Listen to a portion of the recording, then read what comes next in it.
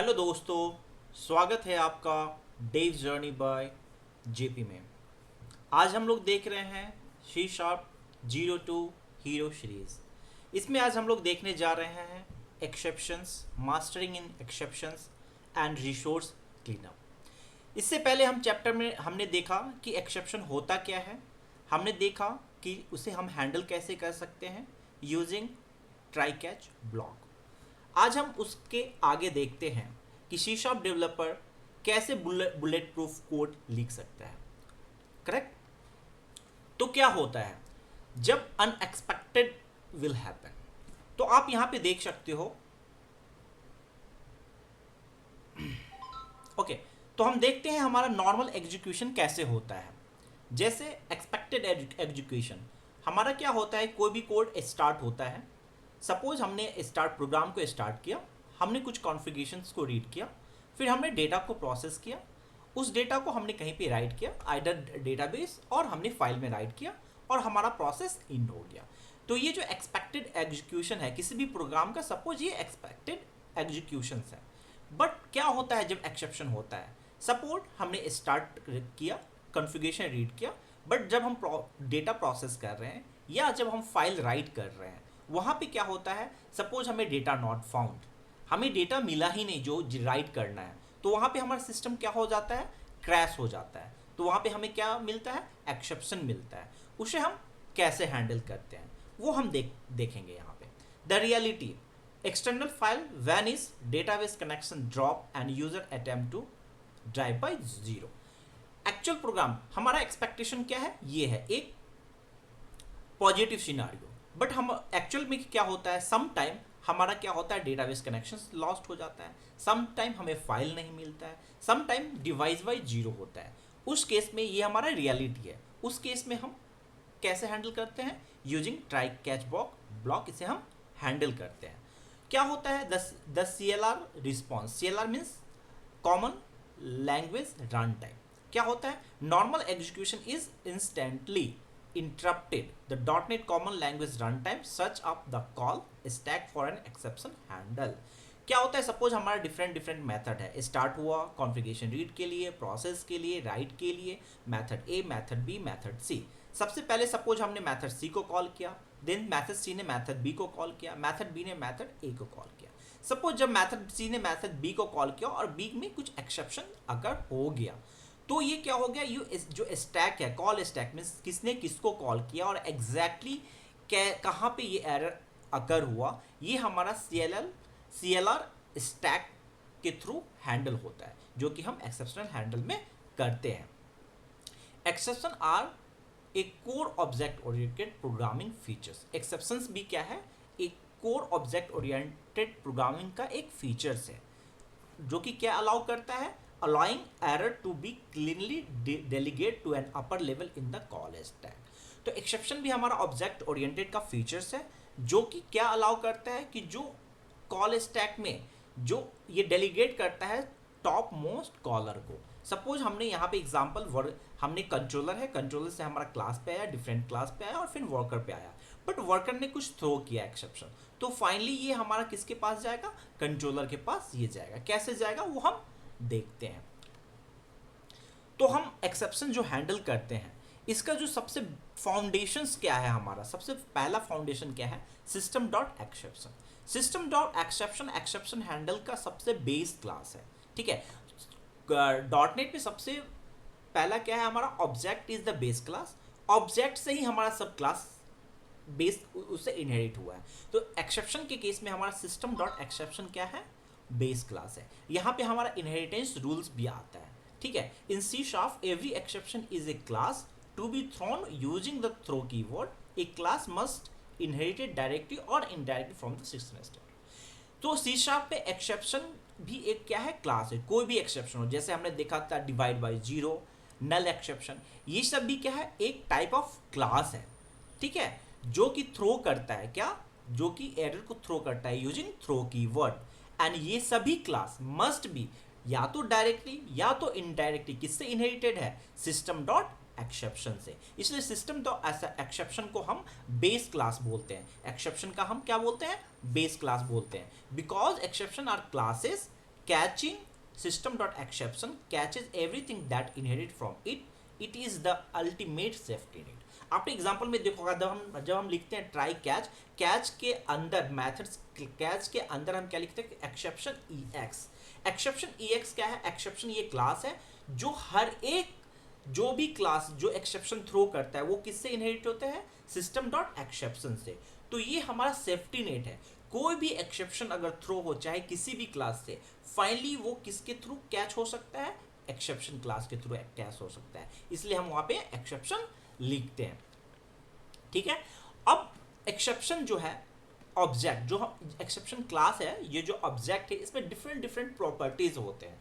आप यहाँ पे देख सकते हो जो ये पब्लिक एक्सेप्शन है, ये इसके अंदर हमारा डिफरेंट डिफरेंट क्या है, प्रॉपर्टीज है, like I dictionary data, help link, HR result, exception inner exception, message, source, stack trace, target site, ये सब हमारा क्या है, इसका प्रॉपर्टीज है। लाइक डॉट मैसेज, हम क्या करते हैं एक्सेप्शन क्लास के किस, अगर हम प्रॉपर्टीज को कॉल करेंगे तो डॉट मैसेज से कॉल करेंगे, करेक्ट। और ये डॉट मैसेज क्या स्टोर करता है, the plain English description of the error.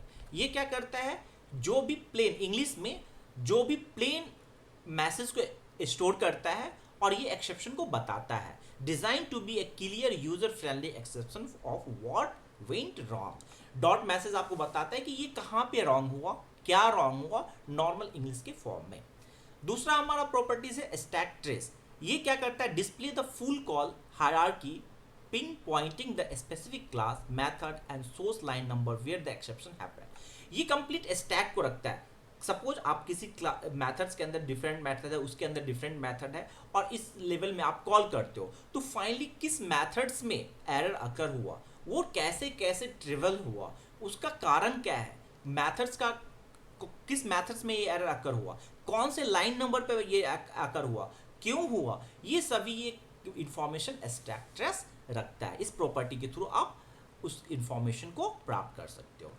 Similarly हमारा है इनर एक्सेप्शन। ये क्या करता है, contain the original exception if the current one was wrapped to provide the more context to the caller. Suppose आपने एक मेथड्स को कॉल किया, इनसाइड डिफरेंट मेथड को कॉल किया, उसके बाद डिफरेंट मेथड को कॉल किया और किसी एक मेथड्स में एक्चुअल मेथड एरर अकर हुआ, उसके बाद दूसरे मेथड्स में एरर अकर हुआ, तो ये एक्चुअल ओरिजिनल एक्सेप्शन को कंटेन करता है। ठीक है, अब हम यहाँ पे देखते हैं कि अब हम एक्सेप्शन को दो तरह से भी थ्रो कर सकते हैं। पहला हमारा है कैच। सपोज हमने कैच ब्लॉक लिखा, उसमें हमने लिखा एक्सेप्शन EX और हमने इसे थ्रो किया, थ्रो EX। जो भी EX एक्सेप्शन है उसको हमने थ्रो कर दिया। दूसरा है कैच एक्सेप्शन ES और ओनली हमने थ्रो कीवर्ड लिखा। रिजल्ट क्या होता है, जब आप थ्रो EX करते हो तो ये क्या करता है, wipes the original stack state, the CLR restart the trace making the error lock like it originated inside the catch block itself. यहाँ पे CLR क्या करता है, जो ओरिजिनल एक्सेप्शन है उसको ओवरराइड कर देता है और यहाँ पे ऐसा एज्यूम होता है कि इस मेथड्स में हमारा एक्सेप्शन थ्रो हुआ है। दैट मीन्स ओरिजिनल जहाँ से एक्सेप्शन हमारा थ्रो होता है वो वाइप्स आउट हो जाता है। तो ये अगर कंप्लीट स्टैक आपको पता चाहिए कि एक्चुअली किस मेथड्स में और किस क्लास में हमारा एक्सेप्शन हुआ है, अकर हुआ है, अगर वो पता करना है और अगर आप थ्रो EX लिखते हो तो यहाँ पे ये पॉसिबल नहीं है, it is not possible. Similar में अगर catch exception EX throw only आप लिखते हो तो ये प्रिजर्व करता है, preserve the original stack trace, the exact origin point of the real explosion remain intact for debugging. इसमें क्या करता है, अगर आप थ्रो ओनली करते हो तो ओरिजिनली ये कहाँ पे वो थ्रो हुआ है उस मेथड्स का आपको पता चलता है। तो डिबगिंग में क्या होता है, इजीली होता है। सपोज आप प्रोडक्शन में कोई एप्लीकेशन को डिप्लॉय करते हो और अगर सपोज थ्रो डॉट EX लिखते हो तो आपको ओरिजिनली ये कहाँ से थ्रो हुआ ये पता नहीं चल पाएगा। लेकिन अगर आप थ्रो लिखते हो तो ओरिजिनली ये कहाँ से थ्रो हुआ है उस मेथड्स में डायरेक्टली जाके आप उसे डिबग कर सकते हो और फिक्स कर सकते हो, करेक्ट। तो हम देखते हैं इसका एक एग्जाम्पल। सपोज हमने यहाँ पे क्या किया, हमने एक public static void main class methods लिया। इस क्लास के अंदर हमने एक ट्राई के अंदर मेथड 1 को कॉल किया और हमने कैच एक्सेप्शन EX के अंदर क्या किया, console main line main catch, फिर हमने एक मैसेज राइट किया क्या एक्सेप्शन है, फिर हमने मेथड्स 1 को राइट किया और मेथड्स 1 में मेथड 2 को कॉल किया और यहाँ पे हमने क्या किया, ओनली एक्सेप्शन लिखा, यहाँ पे EX हमने नहीं लिखा और थ्रो हमने EX को नहीं किया, ठीक है। Console dot write method catch. अब हमने मेथड्स 2 में क्या किया, int x equal to 0, int y equal to 10 divide by x. Since यहाँ y x 10 divide by x है, डिवाइड बाई 0 यहाँ पे एक्सेप्शन थ्रो होगा, ये नोन है, ठीक है। इस केस में हमें क्या होता है हम देखते हैं जब हम EX का यूज नहीं करते हैं। आप यहाँ पे देखोगे सबसे पहले हमारा कंसोल कहाँ पे आया, हमारा सबसे कंसोल मेथड्स 1 के पास आया, मेथड्स 1 के पास आया और इसने क्या किया, सॉरी मेन के पास आया, मेथड्स 1 को कॉल किया, मेथड्स 1 में गया, ये मेथड्स 2 को कॉल किया, ये मेथड्स 2 में गया, int x equal to 0, int y equal to divide by 0। Since यहाँ पे ट्राई कैच नहीं है तो ये क्या होगा, एक्सेप्शन थ्रो हुआ, एक्सेप्शन थ्रो है कॉलिंग मेथड्स के पास जाएगा जिसने कॉल किया, तो ये है मेथड्स 2 के पास आया, सिंस यहाँ पे एक्सेप्शन है तो ये मेथड 2 के एक्सेप्शन ब्लॉक में जाएगा और यहाँ पे मेथड हमारा क्या प्रिंट होगा, मेथड हमारा प्रिंट होगा मेथड 1 कैच, तो यहाँ पे सेम मेथड हमारा प्रिंट हुआ। उसके बाद ये थ्रो आएगा, थ्रो, इसके बाद इसका कॉलिंग मेथड्स कौन है, यहाँ पे ये मेन मेथड्स के पास जाएगा और इसके कैच ब्लॉक में जाएगा और मेन कैच यहाँ पे हमारा आ गया। और इसके बाद ये एक्सेप्शन जो मेथड है, एक्चुअली मेथड एक्सेप्शन कहाँ से आकर हुआ था, मेथड 2 से, और एक्चुअल मेथड आप यहाँ पे देखोगे क्या है, system divide by 0 exception attempt to divide by 0, यहाँ पे अटेम्प्ट टू डिवाइड बाय 0 कर रहा है, कहाँ पे कर रहा है ये, तो आप देखेंगे चैप्टर एक्सेप्शन जो क्लास है उसके मेथड्स 2 में कर रहा है और मेथड्स 2 हमारा ये है। तो एक्चुअली एंड लाइन नंबर भी आपको दे रहा है, लाइन नंबर 42, ये लाइन नंबर 42, तो डिबगिंग करके आप ये पता कर सकते हो कि ओके ये लाइन नंबर मेथड्स 2 में, लाइन नंबर 42 में एक्सेप्शन है और इसे हम करेक्ट कर सकते हैं। तो यहाँ पे हम ट्राई कैच का यूज कर सकते हैं। इसके बाद आपको ये कॉल ट्रेस भी है कि मेथड्स 2 के बाद ये किस में गया, मेथड्स 2 में, मेथड्स 2 के बाद इससे कंप्लीट मेथड्स 1 में, मेथड्स 1 के बाद मेथड्स मेन में गया और वहाँ से लाइन नंबर 15 में ये थ्रो कर दिया, करेक्ट यहाँ से। तो ये आपको कंप्लीट एब्स्ट्रैक्ट ट्रेस आपको मिल जाता है। दूसरा एग्जांपल हम देखते हैं, जब हम सपोज हम थ्रो EX का यूज़ करते हैं, ठीक है। यहाँ पे हमने क्या किया, एक्सेप्शन EX और हमने यहाँ पे क्या किया, थ्रो EX। अब हम इसे रन करते हैं,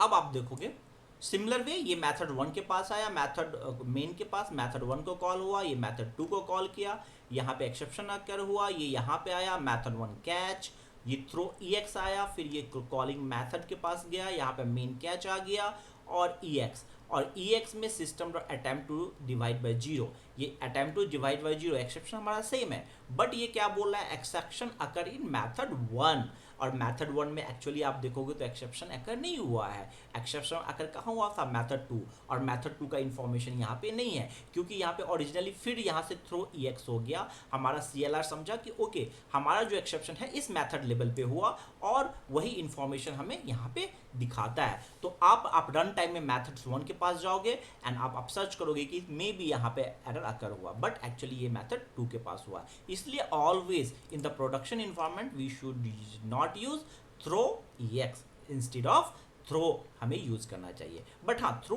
EX हम और एक्सेप्शन EX हम कहाँ यूज करते हैं, फाइनली अपर मोस्ट कॉलर को, सबसे पहला मेन कॉलर कौन है, मेन, इसके बाद हमारा कोई भी ऊपर इसके ऊपर नहीं है, इसलिए हम यहाँ पे कि जो भी हमारा उप्स में एक्सेप्शंस भी एक फीचर्स है उप्स का, और यहाँ पे आप देख सकते हो सबसे ऊपर टॉप मोस्ट क्लास हमारा क्या है, सिस्टम डॉट ऑब्जेक्ट, ये बोल सकते हैं सभी का बेस क्लास है, इससे इनहेरिट हमारा कौन सा है, system dot exception. System dot exception का बेस क्लास है और इसमें हमें दो टाइप के फिर क्लास आते हैं इसके अंदर। सपोज यहाँ पे दो टाइप के क्लास आते हैं, system exception and application exception, ठीक है। और system exception throw internally by the .NET run time, whereas application exception thrown by the user develop applications।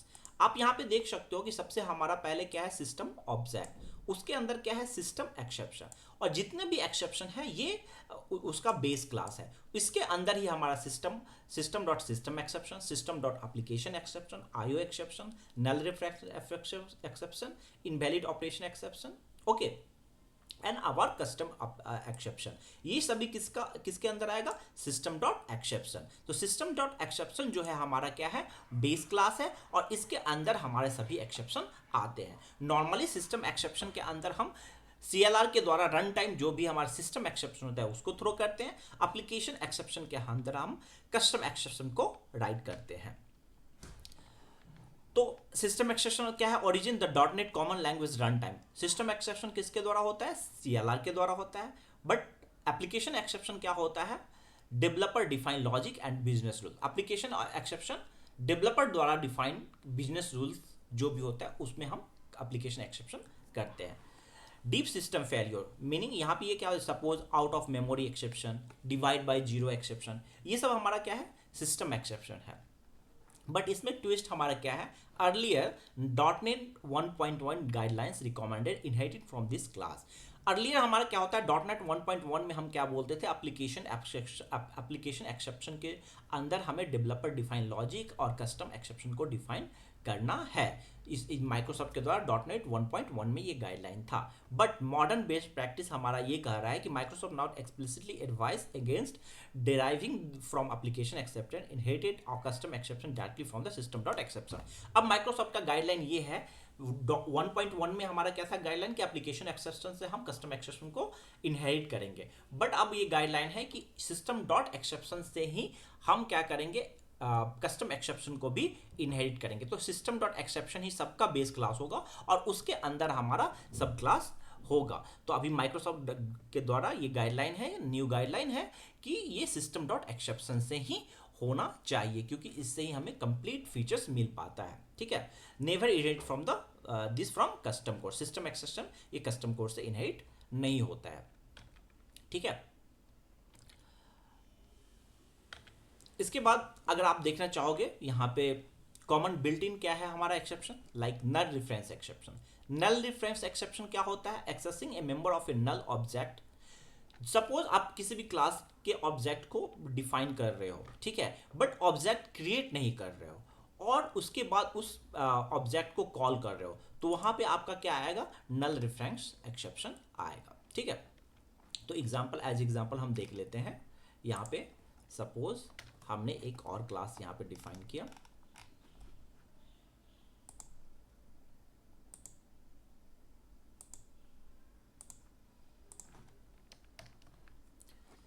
हमने सपोज डिफाइन किया क्लास स्टूडेंट, ओके, और हमने क्या किया, इसके अंदर एक क्लास आईडी सपोज हमने इसमें डिफाइन किया, और इस क्लास का अगर सपोज हमें यूज करना है,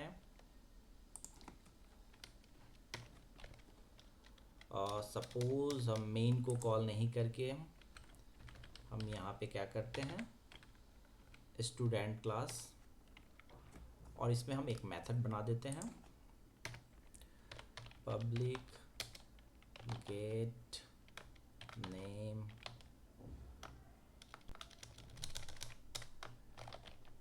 पब्लिक स्ट्रिंग गेट नेम, और इसमें हम क्या करते हैं, return dev journey by JP. Suppose हमने ये रिटर्न किया। जब यहाँ पे आप इस स्टूडेंट क्लास का ऑब्जेक्ट बनाते हो, सपोज हमने क्या किया, स्टूडेंट हमने डिफाइन किया, बट हमने ऑब्जेक्ट क्रिएट नहीं किया, और हम क्या करते हैं, स्टूडेंट डॉट गेट नेम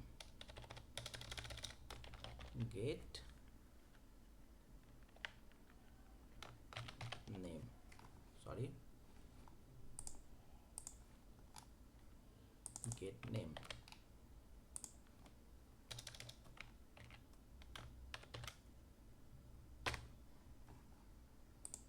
यहाँ पे हमें ये एरर दे रहा है, क्यों? क्योंकि ये नल है। ओके, ये हैंडल है, अगर कंपाइल टाइम हमें दे रहा है। बट सपोज हमने ये क्रिएट किया, बट क्रिएट करने के बाद सपोज बाय मिस्टेक किसी ने student equal to null assign कर दिया, ठीक है, और इसे रन किया हमने। यहाँ पे क्या होगा? हमने स्टूडेंट ऑब्जेक्ट क्रिएट किया, हमें ऑब्जेक्ट मिल गया, फिर हम स्टूडेंट को हम क्या कर देते हैं? नल रेफरेंस कर देते हैं। अब अगर ये कॉल करता है तो ये एक्सेप्शन थ्रो करेगा हमारा, क्या? सिस्टम डॉट नल रेफरेंस एक्सेप्शन। क्यों? क्योंकि इस ऑब्जेक्ट के लिए इसे यहाँ पे नल मिल रहा है, करेक्ट, और ये एक्सेप्शन क्लास में जाएगा क्योंकि ये टॉप मोस्ट क्लास है, इसको भी ये क्या कर लेगा? हैंडल कर देगा, और यहाँ पे मैसेज आएगा कैच ब्लॉक, और एक्चुअल एक्सेप्शन आपको यहाँ पे प्रिंट होगा।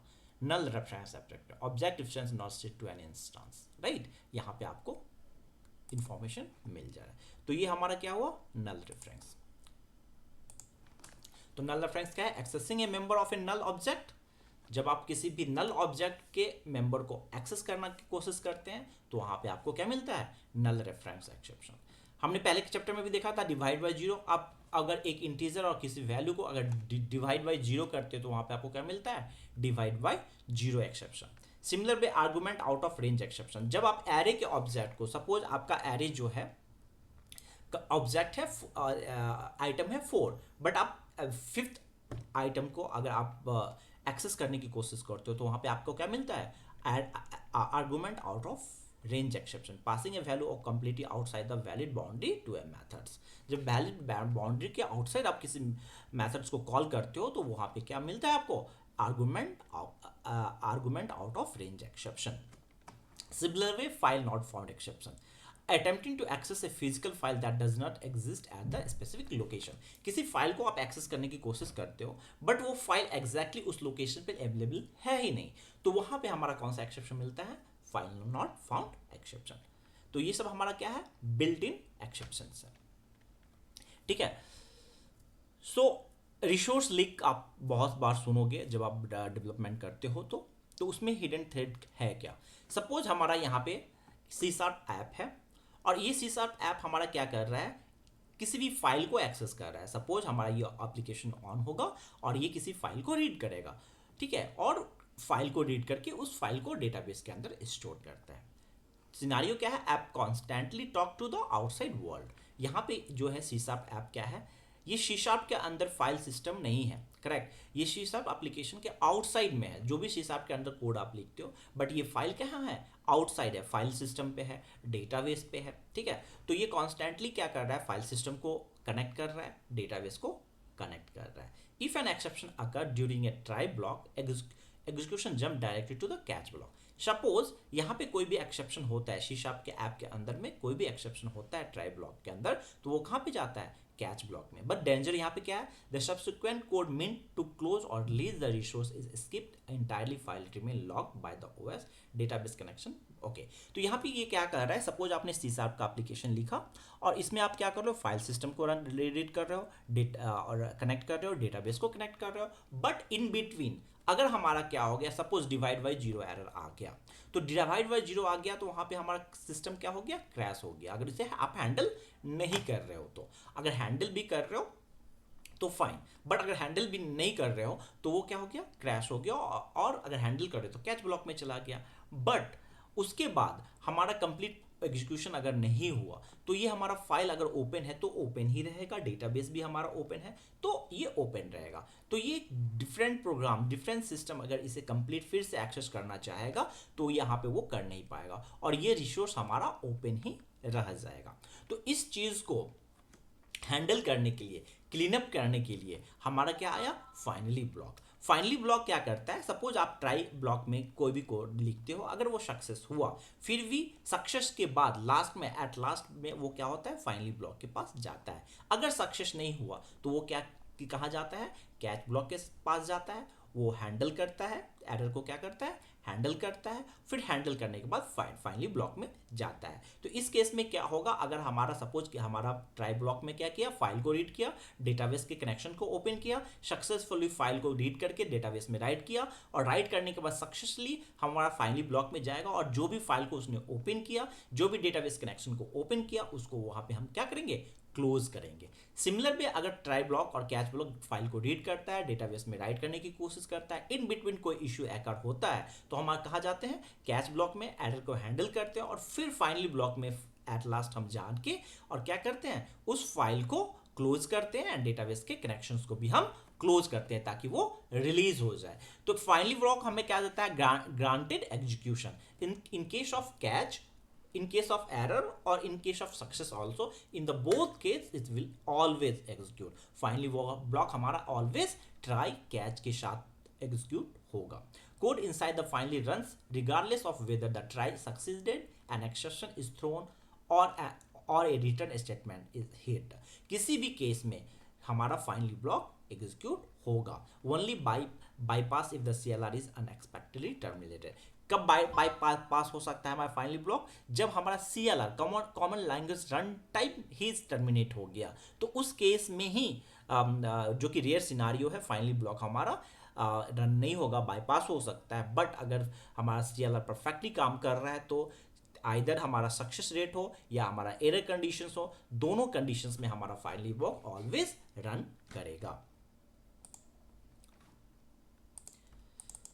तो हम एक एग्जांपल देखते हैं फाइनली ब्लॉक का।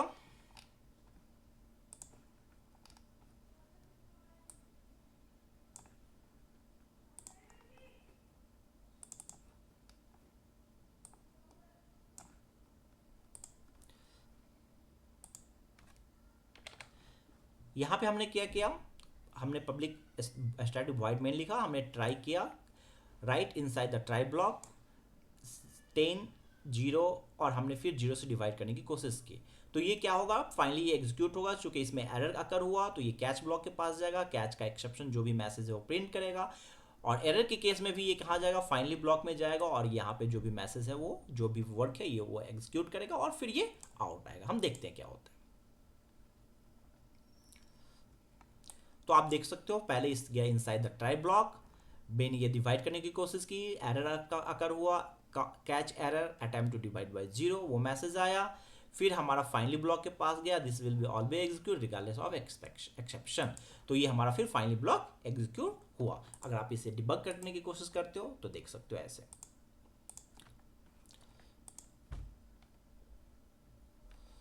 F10 हमारा मैसेज प्रिंट हुआ, गया, ये डिवाइड करने की कोशिश की, एक्सेप्शन अकर हुआ, हमारा डिवाइड बाय 0 एक्सेप्शन है।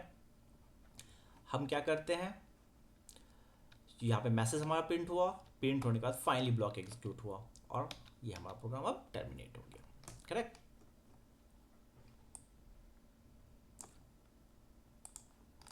सिमिलर वे हम डिफरेंट एग्जांपल देखते हैं।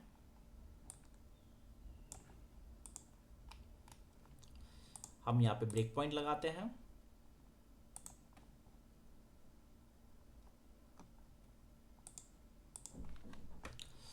और एग्जीक्यूट करते हैं।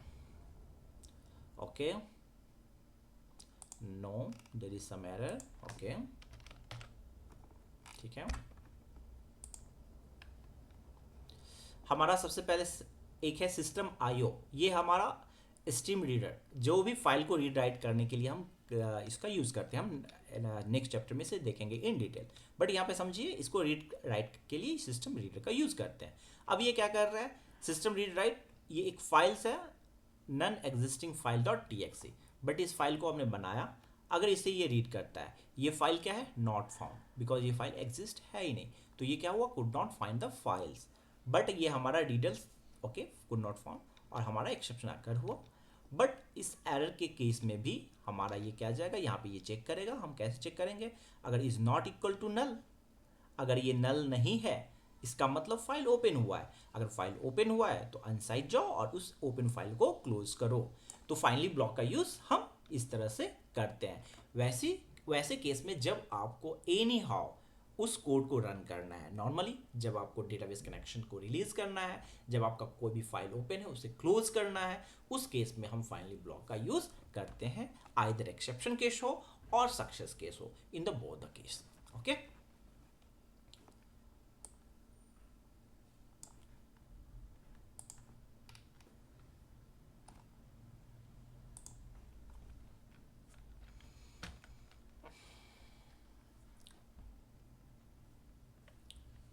तो हमने देखा एग्जाम्पल में, हमने सिमिलर वे, हमने यहाँ पे एक टेक्स्ट रीडर है, स्ट्रीम रीडर है, उसमें हमने फाइल को रीड किया, हमने रीड लाइन किया और कंसोल लाइन किया। अगर ये सक्सेसफुली रीड होता है तो फाइनली ब्लॉक उस क्या करता है, रीडर को जिस भी फाइल को ओपन किया है उसको हम क्लोज करते हैं। तो हम फाइनली ब्लॉक में इसे क्लोज करते हैं। सिमिलर वे हमारा स्ट्रीम रीडर है, अगर वो आई डिस्पोजेबल इंटरफेस को इंप्लीमेंट करता है तो उसे एक डिस्पोज मेथड को डिफाइन करना होता है। The signal is special .NET interface that explicitly tell developer this object hold unmanaged resource. You are responsible for cleaning up them. Unmanaged resource .NET के outside जो भी फाइल ओपनिंग हुआ, file writing हुआ, database connections हुआ, वो unmanaged code है जो .NET के आउटसाइड है।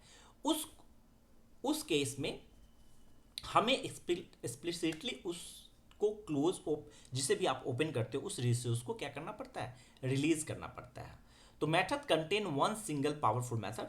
आई डिस्पोजेबल कॉन्ट्रैक्ट क्या करता है, एक मेथड को कंटेन करता है। कौन सा मेथड, डिस्पोज मेथड को, that calling dispose the trigger calling dispose signal of the object to internal release to resource, example automatic calling close on a file और डेटाबेस कनेक्शंस।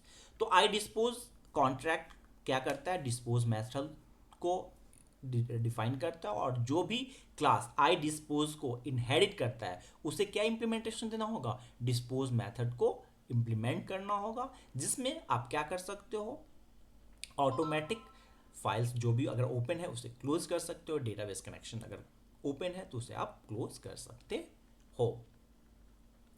तो हम यहां पे देखते हैं, सपोज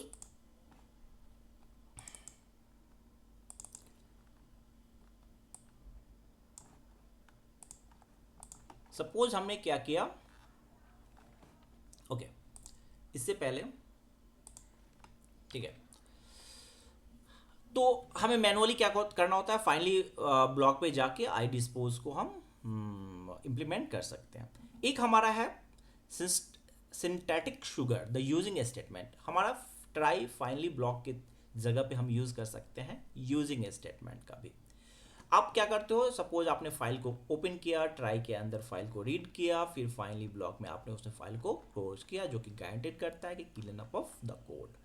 सिमिलर पे अगर आप यूजिंग स्टेटमेंट ब्लॉक का यूज करते हो तो ये ऑटोमेटिक ओपन फाइल को, जो भी ओपन फाइल है डेटाबेस कनेक्शन है, उसको क्लोज कर देता है, क्योंकि ये ऑटोमेटिक इस चीज़ को फैसिलिटेट करता है। इंटरनली ये फाइनली और आई डिस्पोज को यूज करता है।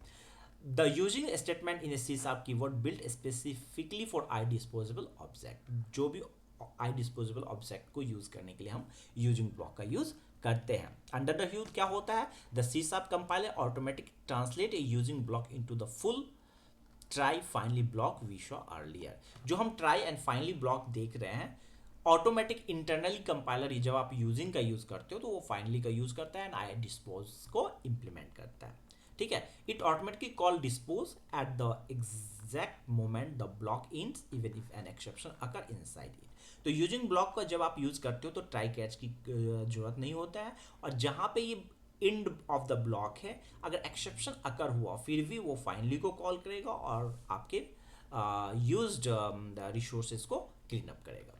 ठीक है, तो हम क्या करते हैं, सपोज एग्जांपल हम देखते हैं, जैसे हमने टेक्स्ट रीडर, हमने नल डिफाइन किया इसको, हमने इस रीडर में डेटा डॉट टेक्स्ट को लोड किया और हम इसे रीड कर रहे हैं, और फाइनली हम क्या कर रहे हैं, जब हमारा रीडिंग कंप्लीट हो रहा है तो हम अगर रीडर ओपन है तो उसे हम क्या कर दे रहे हैं, क्लोज कर सकते हैं, या तो इसे ट्राई और फाइनली के साथ यूज कर सकते हैं, नहीं तो सेम कोड को आप क्या कर सकते हो, यूजिंग ब्लॉक के साथ भी यूज कर सकते हो। Directly stream reader new stream reader data dot t और इसे रीड करेंगे। जैसे ही ये ब्लॉक कंप्लीट हुआ, reader dot dispose automatic call हो जाएगा, जो कि यूजर के द्वारा विजिबल नहीं है। तो ये क्या है, एक क्लीनिंग कोड है एंड सॉर्टर कोड है, इजी टू अंडरस्टैंड है, ज़्यादा आपको ट्राई कैच फाइनली ये सब की जरूरत नहीं पड़ती है। तो इस तरीके से भी आप यूज़ कर सकते हो। तो सिमिलर भी हमने यहाँ पे इम्प्लीमेंट किया है। आप अगर देखोगे हमने क्या किया, एक माई रिसोर्स क्लास बनाया, ये किसे इनहेरिट कर रहा है, आई डिस्पोज को इनहेरिट कर रहा है। और आई डिस्पोज को जब इनहेरिट कर रहा है तो हमें इसे इम्प्लीमेंट करना पड़ेगा, डिस्पोज को हमने यहाँ पे इम्प्लीमेंट किया। जब हम मेन के अंदर यूजिंग, बिकॉज यहाँ पे रिसोर्स यूज हो रहा है, तो यूजिंग माई रिसोर्स ऑब्जेक्ट को कॉल कर रहे हैं, तो आप देखोगे जैसे ये कॉल होगा, ऑब्जेक्ट क्रिएट होगा, ये एग्जीक्यूट होगा, एट द लास्ट ये डिस्पोज को ऑटोमेटिक कॉल करेगा। तो ये होता है या नहीं, हम देखते हैं।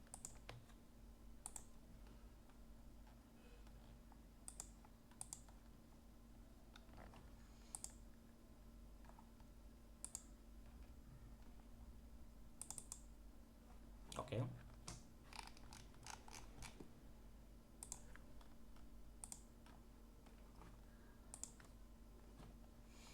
हम प्रोग्राम को रन किया, अब हमारा कंसोल यहाँ पे आया,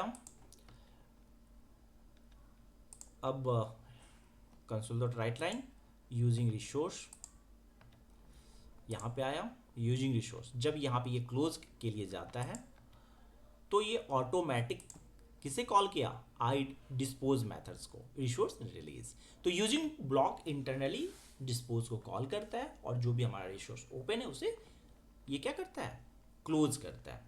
करेक्ट।